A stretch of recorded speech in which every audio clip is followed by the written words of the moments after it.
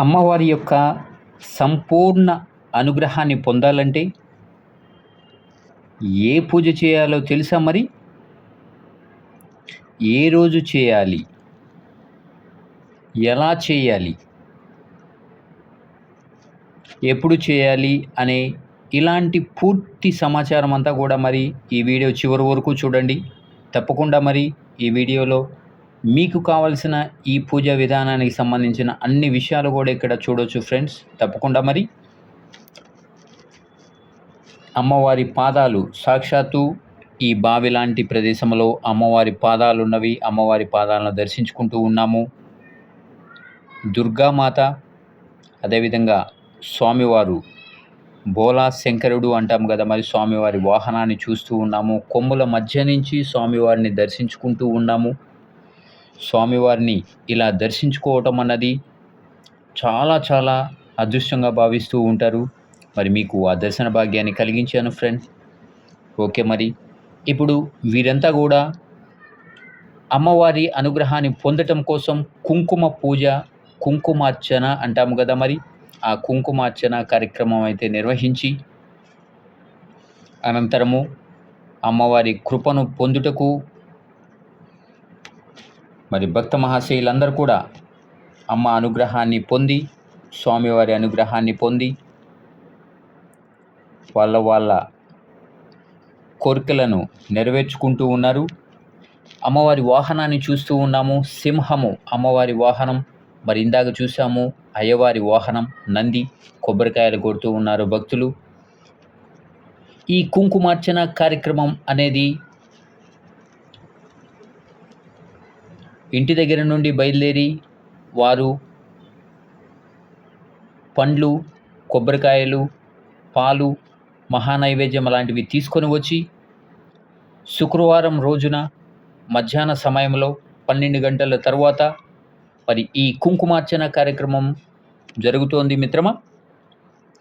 ఈ ఆలయం దుర్గాదేవి ఆలయం, దేవరకొండ భక్త మార్కండేయ భవానీ సమేత శివ ఆలయం నందు ఈ కార్యక్రమం జరిగింది. ఈ కార్యక్రమంలో మహిళలు పెద్ద ఎత్తున పాల్గొన్నారు. అమ్మవారి అనుగ్రహం కోసం మరి భక్తులందరూ కూడా పూజా కార్యక్రమం అయిపోయిన అనంతరం మరి అమ్మవారికి మహానైవేద్యం సమర్పిస్తూ ఉన్నారు. భక్తులందరూ కూడా భక్తి శ్రద్ధలతోటి అమ్మవారికి నమస్కరిస్తూ ఉన్నారు. వారు ఇంటి నుండి తెచ్చుకున్న పాలు, పండ్లు, నైవేద్యాలు, కొబ్బరికాయలు సమర్పించిన తర్వాత ఈ విధంగా మహా ఆరతి ఇవ్వటం జరుగుతోంది. ఈ మహా ఆరతి కార్యక్రమం అనంతరం అమ్మవారి దగ్గర ఉన్న ఇంటి నుండి వారు తీసుకువచ్చిన పండ్లు, ప్రసాదాలు ఇవన్నీ కూడా తీసుకొని వారి గృహాలకు తీసుకొని వెళ్ళి ఇంటి దగ్గర మరి అందరూ కలిసి ప్రసాదాన్ని ఇంట్లో ఉన్న వారందరూ స్వీకరించడం, అందరూ కూడా భుజించడం జరుగుతూ ఉంది ఫ్రెండ్. ఈ ఆలయం ఒక సొరంగం లాంటి ప్రదేశంలో ఉంది. ఒక పెద్ద బండరాయి చెట్టు అంటాము, చూపిస్తున్నాను చూడండి. ఇప్పుడు చెట్టు అదండి, చెట్టు అటొక చెట్టు ఇటొక చెట్టు కింద మరి అమ్మవారు స్వయంభువై వెలవటం జరిగింది. అమ్మవారి పాదాలను కూడా ఇందాక మనం దర్శించుకుంటాము. ఇదంతా కూడా చెట్టు చూడండి, చెట్టు ఎలా ఉందో, ఆ మధ్యలో గంట, ఆ కింద అమ్మవారు వెలవటం జరిగింది. ఆలయాన్ని మరి పునర్నిర్మాణ భాగంగా ముందుకు పెంచి ఆలయాన్ని విస్తీర్ణంగా ఏర్పాటు చేయడం జరిగింది. అమ్మవారికి మహానైవేద్యం జరుగుతోంది. మహానైవేద్య కార్యక్రమం అనంతరం మరి భక్తులు ఆత్మ ప్రదక్షిణ చేస్తూ ఉన్నారు. ఈ ఆత్మ ప్రదక్షిణ అనంతరముగా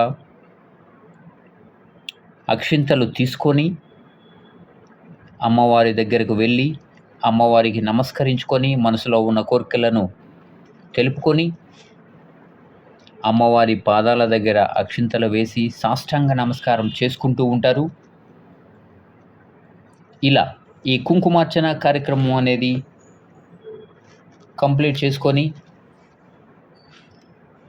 తదనంతరం మరి ఇంటికి వెళ్ళే సమయంలో చెప్పాం కదా మరి వారి ఇంటి నుండి తీసుకొని వచ్చిన పండ్లు, ప్రసాదాలు ఇవన్నీ కూడా తీసుకొని వెళ్తారు.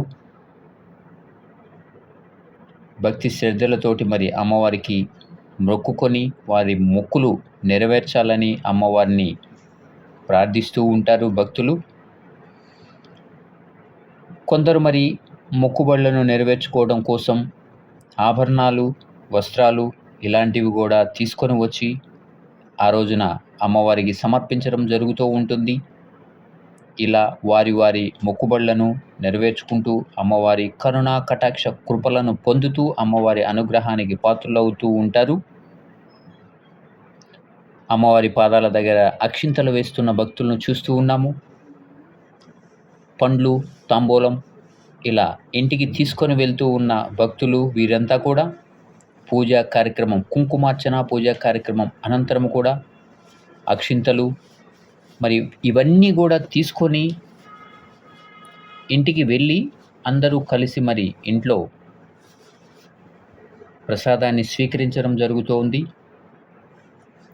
ఆలయం చుట్టూ చూస్తున్నాం కదా మరి ఆ క్రింద ఓ ప్రక్క స్వామివారు, మరో ప్రక్క అమ్మవారు వెలిసి ఉన్నారు. ఈ కొండ పెద్ద సొరంగం లాంటి గృహ లాంటి ప్రదేశం ఇది. ఈ గృహ లాంటి ప్రదేశంను మరి ఏర్పాటు చేసి అక్కడ ఉన్న ఆలయాన్ని విస్తరణలో భాగంగా ఉన్న చెట్లను కూడా అలానే యాజ్టీజ్గా ఉంచి ఆ చెట్లకు స్లాబ్ వేయటం జరిగింది. ముఖ ద్వారాన్ని చూసాము మనం. ఇది ఎంట్రన్స్ ద్వారము. ఇదంతా కూడా చూపిస్తున్నాను ఆలయం విస్తరణ. ఇలా పూజ కార్యక్రమం అంతా అయిపోయిన తర్వాత అయ్యగారి దగ్గరికి వెళ్ళి మరి అయ్యవారికి నమస్కరించుకొని ఆశీర్వచనాలు తీసుకుంటూ ఉంటారు. ఇలా పూజ కార్యక్రమం